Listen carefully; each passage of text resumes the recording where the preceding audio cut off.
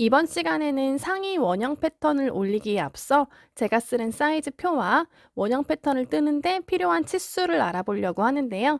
일단 제가 쓰는 여성복 사이즈 표는 이렇게 됩니다. 어떻게 이 표를 쓰게 됐는지는 모르겠는데요. 저희 엄마가 쓰시던 표예요.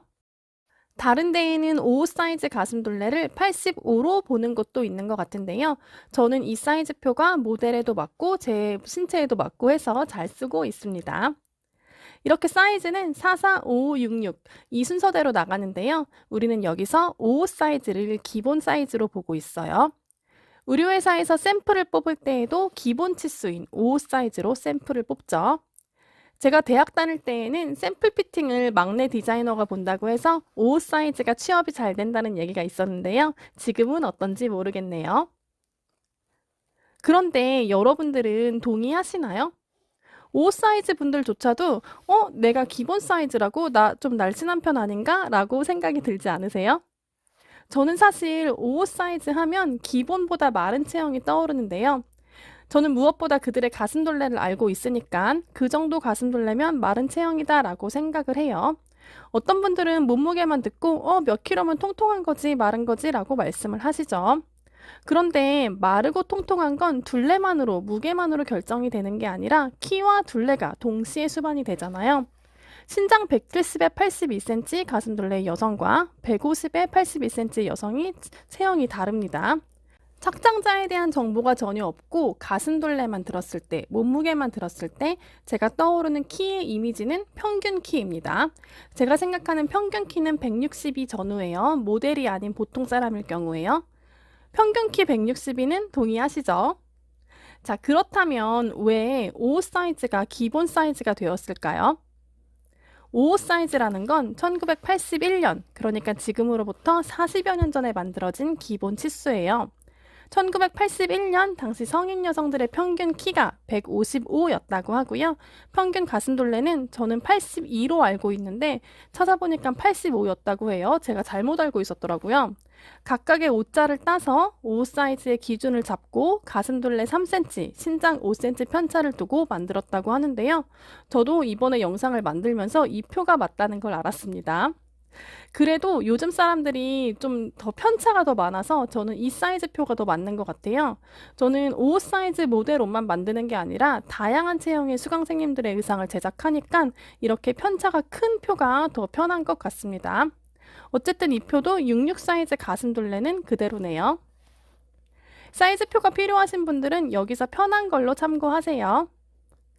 자, 이렇게 들으면 좀 동의가 되지 않나요? 제가 19살이었던 20년 전이나 지금 2022년 평균 키는 비슷한 것 같은데요. 162 전으로 알고 있습니다. 똑같이 20년 차이인데 80년대 초반과는 엄청나게 차이가 많이 나는 것 같아요. 세상이 이렇게 변했는데 우리는 40년 전에 이 사이즈를 기본이라고 부르고 있지요. 물론 90년대에 이런 사이즈 체계가 도입됐어요. 가슴둘레, 엉덩이둘레, 키 이런 라벨 본 적 있으신가요? 그런데 내 사이즈를 이렇게 대놓고 공개도 하기 싫을 뿐더러 뭔가 되게 복잡하고 한 번에 말하기도 좀 애매해서 5, 6, 6, 7, 7 이렇게 기호화된 체계가 입에 딱딱 붙고 옷을 파시는 분들도 옷을 사는 사람도 이 사이즈가 더 편한 듯 보입니다. 2005년에는 이런 표기법을 도입을 했다고 하는데요. 저는 사실 본 적이 없고요. 크게 대중화되지 못한 것 같습니다. 제가 좀 궁금해서 찾아봤는데요. 성인 여성만 평균 키를 한번 찾아봤습니다. 1914년, 아마 일본인이 재었겠죠? 1914년 성인 여성 평균 키가 149였대요. 그리고 1981년에 155였고요. 처음 평균 키를 쟀던 100년 뒤에 2014년 평균 키가 161.3이라고 하네요. 그런데 이 사이즈는 제가 고등학교 시절이었던 2000년대 초반에도 비슷한 걸로 알고 있어요. 그래서 제가 또 찾아보니까 99년 기사에 고3 여학생 신체 검사 결과 평균 키가 160.48로 나옵니다. 물론 19세 여학생들의 신장이긴 하지만 90년대에 이미 성인 여성 평균 신장이 160이 넘어서 지금과 비슷해졌을 것 같아요. 80년에서 90년 넘어가는 10년 사이에 많이 큰 것 같은데요. 제 생각엔 조금만 늦게 사이즈 체계가 만들어졌어도 지금의 기본 사이즈가 좀 크게 만들어지지 않았을까 싶습니다. 옷 만드는 사람은 키보다는 가슴둘레가 중요하죠. 가슴둘레도 좀 찾아보고 싶었는데 자료가 키보다는 많이 없더라고요. 19살 때 쟀던 키가 29, 39 된다고 변하지는 않는데 19살 때 쟀던 가슴둘레가 29, 39 아주 드라마틱하게 변하는 사람들도 많이 있습니다. 물론 가슴 확대 수술을 하시는 분들도 있고 어렸을 때는 통통했는데 살이 빠진 분들도 있고 살이 찐 분들도 있고 다양한 사람들이 있을 텐데요.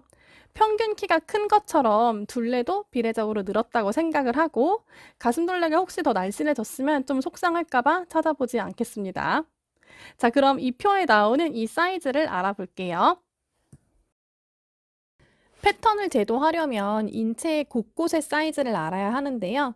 인체 사이즈를 측정하려면 인체의 기준점이 되는 곳을 정해서 점과 점 사이의 선의 길이 혹은 점을 지나는 둘레의 길이를 측정합니다. 일단 상의 원형 패턴을 뜰 때 이 사이즈 측정에 필요한 기준점이고요. 필요 치수를 알아볼게요.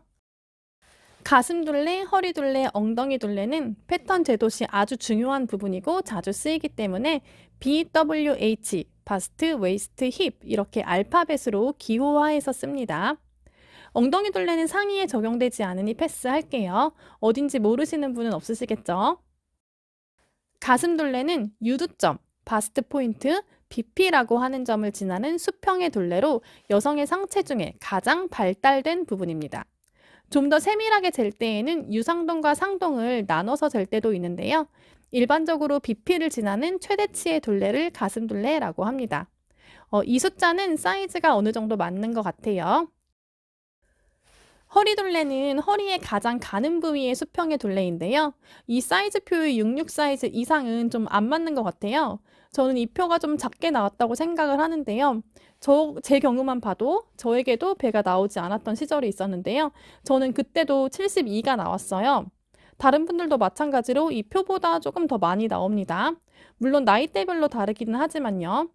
그런데 이 사이즈표를 쉽게 버릴 수가 없는 게 오버 사이즈 사람들은 배가 나오지 않아서 그런지 꼭 이 허리둘레가 맞더라고요.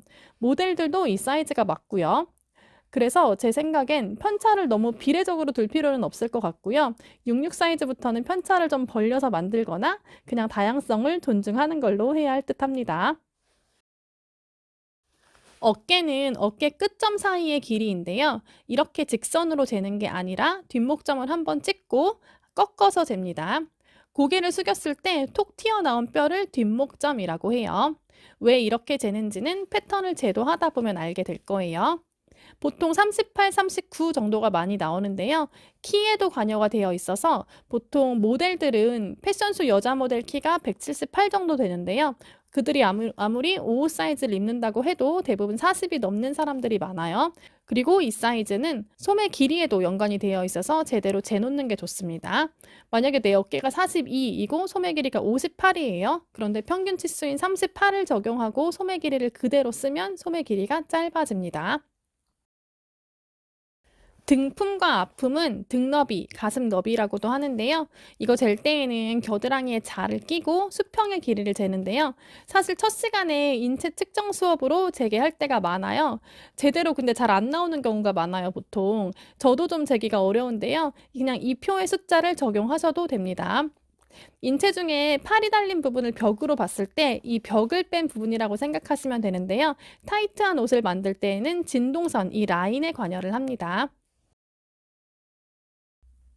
등 길이는 뒷목점에서 허리선까지의 길이인데요. 허리선, 가장 가는 부분을 고무줄로 묶고 뒷목점, 고개를 숙였을 때 톡 튀어나온 뼈에서 허리점까지의 길이를 재면 됩니다.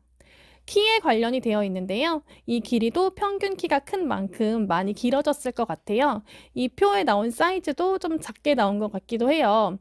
여기는 등 길이 최대치를 39로 쓰는데요. 저는 제 옷을 만들 때 40, 41을 쓰기도 합니다. 저는 168로 좀 키가 큰 편이기도 하고 앉은 키도 큽니다. 등 길이는 원피스 같은 걸 제작할 때 가장 가는 허리 쪽을 끊어야지 예쁘겠죠. 그리고 다리가 짧으면 좀 트릭으로 등 길이를 위로 끊어서 쓰는 경우도 있고요. 어떻게 정하느냐에 따라 신체의 비율을 키가 크거나 날씬하게 보일 수 있는 역할을 합니다. 물론 반대로 나올 수도 있죠. 여성의 신체는 가슴이 발달되어 있기 때문에 앞길이를 등 길이보다 길게 내고 옆선에서 비피를 향해서 다트를 잡아서 볼륨감을 줍니다. 왜냐하면 가슴 둘레를 재는 방법을 보셨듯이 비피가 가장 볼륨감 있는 부분이기 때문이에요. 그러려면 내 바스트 포인트가 어디에 있는지 알아야겠죠. 그 기준을 유장과 유폭으로 정하는데요. 유장은 연목점에서 비피까지의 길이, 유폭은 비피와 비피 사이의 길이입니다. 유장은 길이니까 아무래도 키에도 관련이 되어 있겠죠. 키 큰 사람들이 좀 길게 나올 거예요. 그리고 가슴이 큰 사람들은 아무래도 좀 가슴이 처져 있을 거예요. 그래서 이 BP가 좀 내려와 있을 거예요. 이 사이즈보다는 좀 길게 나오시는 분들도 많이 있더라고요. 그래서 이 사이즈는 좀 재보시는 것도 좋을 것 같아요. 연목점에서 BP점까지의 길이를 유장이라고 합니다. 자, 그럼 이 사이즈가 상의 원형, 길 원형 패턴을 뜰 때 어떻게 적용이 되는지 다음 영상에서 확인을 해주시기 바랍니다.